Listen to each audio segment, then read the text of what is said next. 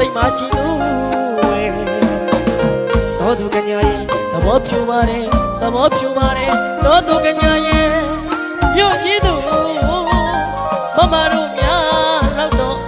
လောက်စကားအများမတတ်တော်လေကိုယ်အယောဂစေတနာတက်ကပေါ်ပြလာပါတယ်ဒီညိုညိုချင်းကဝဲကျွန်တော်တို့ရွာစကားလမ်းကသာမြောင်ကြွားခဲ့ကိုယ်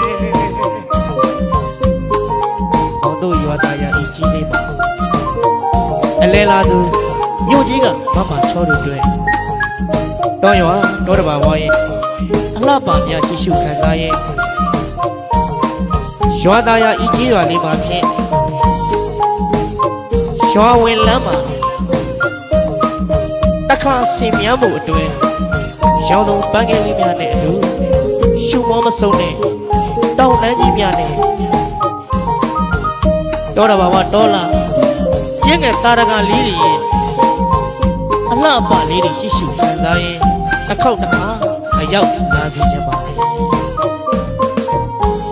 ချောင်းရည်ကလေးကရဲ့ဝိလာတဲ့အေးမြတဲ့ကွယ်လောင်းလေးကလေးနဲ့ရဲ့ရင်းလို့ဂျူအေးမယ်ချောင်းရည်ကလေး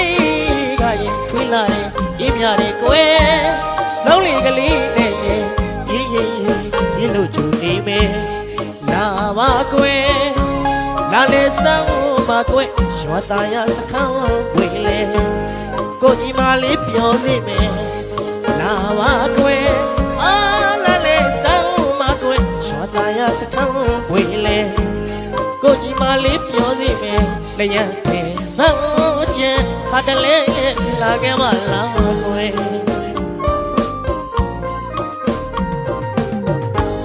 တခါတခါတော့ကွယ်လာစီချင်းနဲ့ထနောက်ပင်တော်လဲကမောင်းပြီးတော့ဆွဲတရတော်ဝိုင်းနဲ့ရွာသားရမယ်ပြောတယ်ပါကွယ်ကျောင်းကဖယားများနဲ့ရွာဦးထိပ်ပါကွယ်နောက်နေကလေးပြည်တယ်ချောင်းရီကလေးနဲ့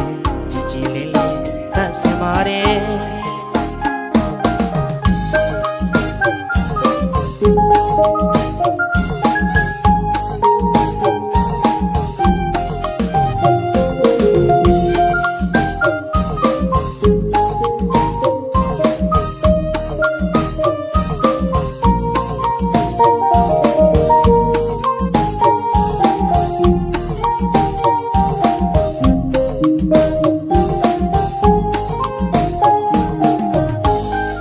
တခါ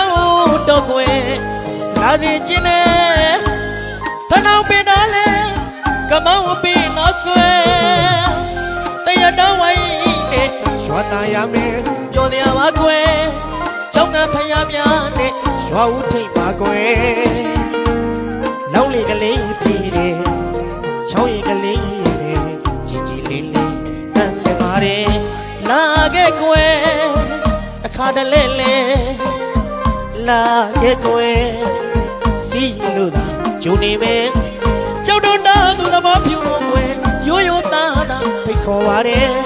လာခဲ့ကွယ်ခါတလဲလဲလာခဲ့ကွယ်ရွာသားရကလေးလောအေး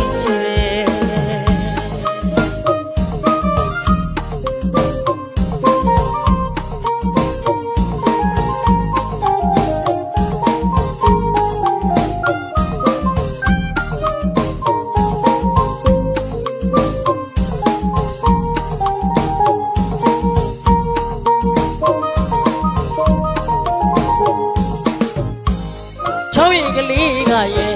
ဝေးလာတဲ့အေးမြတဲ့ကွယ်လောင်းလေးကလေးနဲ့ရဲ့ရင်းလို့ဂျူနေမယ်ချောင်းရည်ကလေး